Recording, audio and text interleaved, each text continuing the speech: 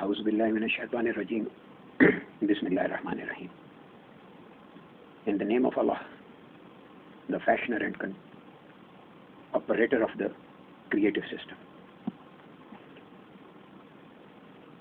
Today we'll be reading the book Qalam, translated as the Pen and Scriptrum, from page 45. The topic that we'll be studying is 11,000 appellations. Qalandar Baba Auliya says there are 11,000 appellations of Allah. Before proceeding, I would like to draw your attention to the word appellation. What appellation is? Appellation is the name. Name of what? Basically, appellation is an adjective. Grammatically, an adjective is a property, is the quality. So all the qualities belong to Almighty Allah. So all the appellations that are not his personal name but are the names of his attributes. Qalandar Baba Auliya says there are 11,000 appellations of Allah. The Elohastic appellations have three descents: the implied names, substantial names, and the controlling names. In Sufistic terms, these three descents are named as Isma-e Ittalaqiya, Isma-e Ainiya, and Isma-e Koniya. Implied names are those appellations of Allah which are only known to Allah, the Most Wise. Man or any existent has no direct access to these appellations. For instance, Alim, the omniscient. Being omniscient, only Allah himself knows about his own knowledge and its characteristics. Any flight of man's perception or any attempt of human mind cannot comprehend the idea of his omnisciency. This state of omnisciency is the implied name, or can be categorized as the implied name.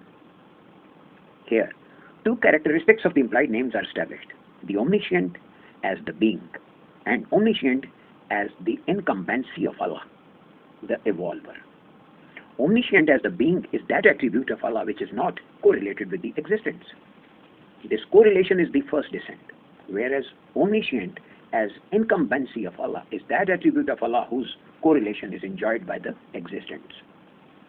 According to the Sufis, there are about 11,000 implied names of Allah. A reflection of one side of these implied names is called the latent subtlety, and the reflection of the other side is the obscure subtlety.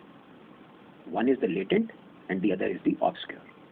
Thus, the firmly affixed inscription Sabita in its first correlation is a collection of 11,000 attributes of Allah the Most High. One who has the knowledge of mysteries can observe the allegorical illustrations of these 11,000 beatific visions by perusal of inscribed inscriptions of firmly affixed inscriptions. When the firmly affixed inscription is made to be correlated with the omniscient, it indicates that existence are linked with Allah in his capacity of omnisciency, but this link is not with the whole of the omniscient. Rather, it is only a part of the omniscient. The whole of omniscient is that which is Allah's own special knowledge. Thus, when man was blessed with the knowledge of the names through firmly affixed inscription, he acquired the affinity of the omniscient. This very knowledge is termed as Ghaib-e-Ikwan, the unseen controls or the invisible controls. This knowledge is acquired through the affinity of the omniscient. His name, Alim, law. This affinity, in fact, is a memory. If a person makes himself attentive towards this affinity, with a vacated mind, he can observe all the beatific visions of firmly affixed inscription. If someone intends the perusal of this memory through transcendental meditation or muraqabah, he can do so by virtue of his perception, reminiscence, that is virud, or observation, technically called shahud. Prophets and people with legacy of prophets made access to this memory through the mode of discernment. what mode of discernment is. The next heading is mode of discernment. Mode of discernment, or tarz-e-tafheem, the way to understand, can be achieved by habituating to sleep for 1, 2, or at the most 2.5 hours per 24 hours, and by remaining awake for the rest of the time. The mode of discernment is also termed by the Sufis as perambulation, or sair, or openness, that is fatah. Muraqabah for discernment should be performed after midnight. Man's routine is to awake after sleeping and to sleep after remaining awake. He likes to sleep during the hours of night and lives through the day remaining awake. This routine develops to be his second nature. Man's duty is to see, and it does so through sight. In fact, sight is nothing but mind. During the state of wakefulness, mind sees, hears, and comprehends everything in its surroundings. This process remains in operation even in the state of sleep, through the impressions vary in their lasting effects.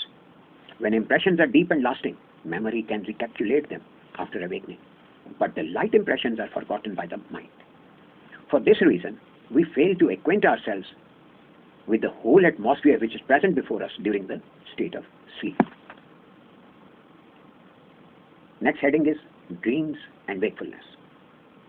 Formation of soul demands continuous activity and movement. Man keeps on doing one or the other thing just as is done during wakefulness, but he remains oblivious of his deeds and activities. The only awareness he retains is that of the seen dreams. How can we possibly be aware of activities of sleep other than those of the dreams? A proper record of the activities performed by the human self during sleep could be compiled if the memory might be somehow enabled to retain them. Memory retains only those impressions which are deep, sharp, and lasting. It is our routine observation that we can remember only those things which are attentively attended during wakefulness, and those which fail to attract our attention are simply forgotten. When we would want to remember all the activities of sleep as a principle, we have to have arrangement of keeping our sight ever readily informed all the same. This can only be possible by remaining awake. Man's nature has the propensity of arousing the self after inducing sleep upon him. The activities of the self begins then. Contravening this habit initially causes contraction in feelings, but after lapse of 2 days and 2 nights at the least, one starts feeling light-heartedness, and the activities of the self start taking place. In the beginning, activities of the self could be observed through closed eyes. After practicing continuously the schedule of remaining awake for many weeks or months, activities of the self begin to appear even before the open eyes. Sufis term the state of observation through closed eyes as reminiscence or revered, and that of the open eyes as observation or shuhud.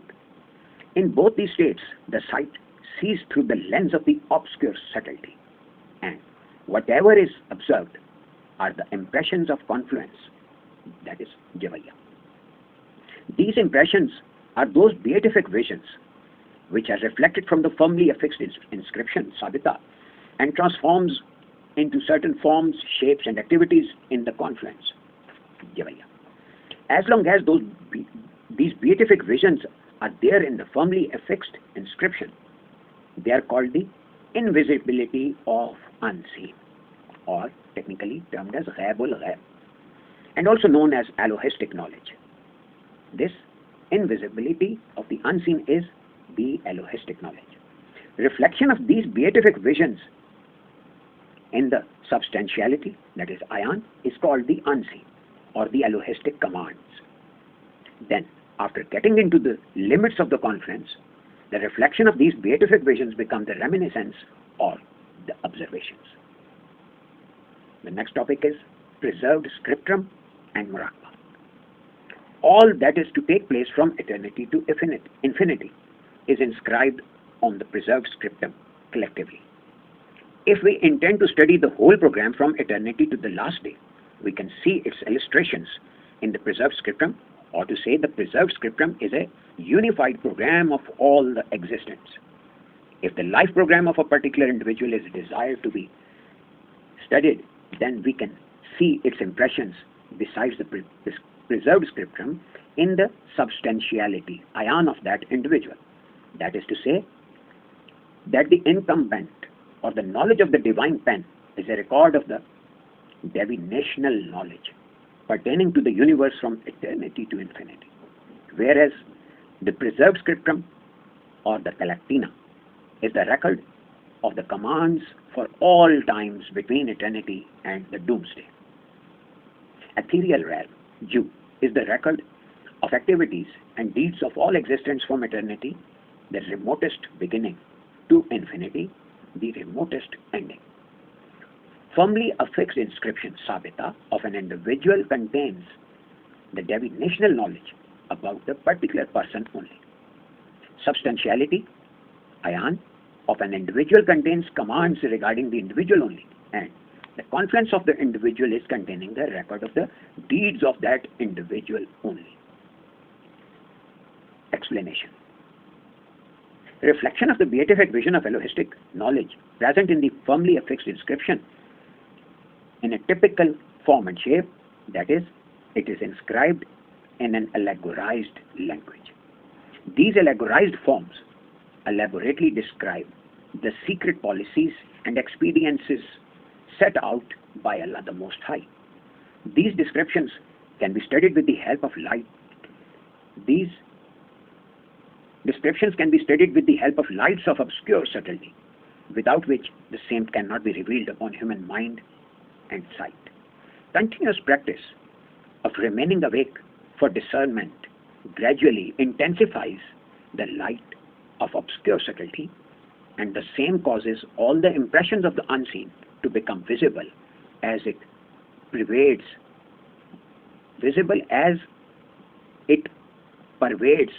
from the latent subtlety to the subtlety of self. Firmly affixed inscription has been mentioned earlier.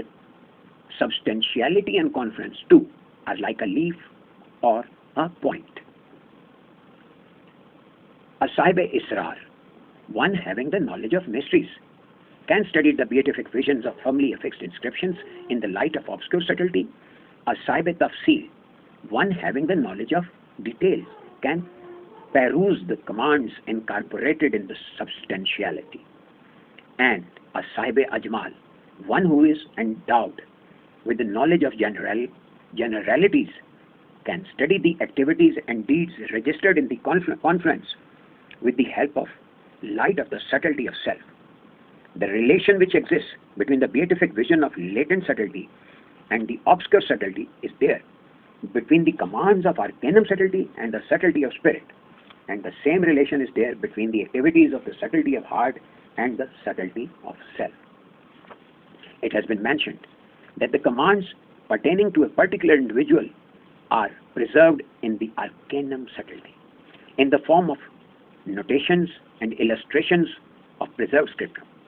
These commands can be perused in the light of the subtlety of spirit. Muraqabah causes these lights to become so bright that the commands of the preserved scripture can be studied with their help. The record of all the activities of man remains there in the subtlety of heart.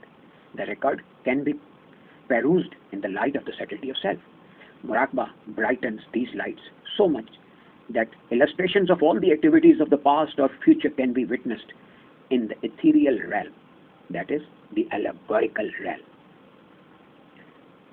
Next topic is the divine inclination. Divine inclination, Tadallah, is the collective name of all those attributes of Allah which are reflected upon firmly affixed inscription of man. The characteristics and jurisdiction of vicegerency mentioned in the Holy Quran and the knowledge entrusted to man in the form of the signs of the names exist in the form of divine inclination.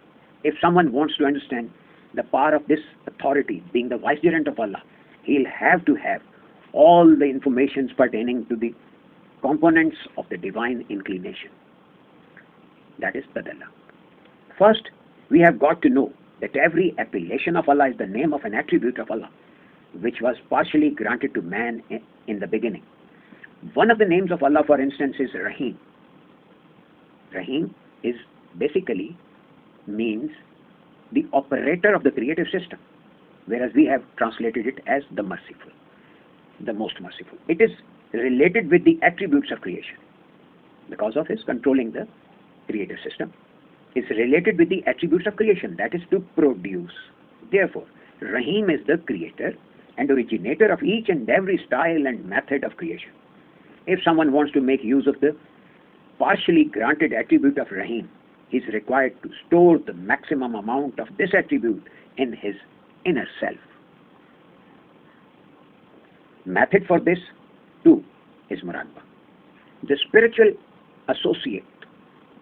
associate has to arouse this feeling in his thoughts at a fixed hour that he has been endowed with a part of the attribute of Rahim. In the Holy Quran, where the miracles of Christ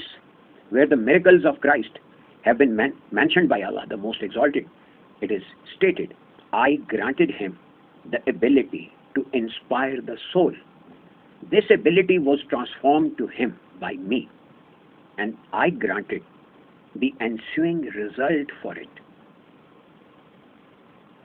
In 5th chapter of the Holy Quran, the verse 113 reads, And behold, thou makest out of clay, as it were the figure of a bird by my leave, and thou breathest into it, and it becometh a bird by my leave, and thou healest those born blind and lepers by my leave, and behold, thou bringest forth the dead by my leave.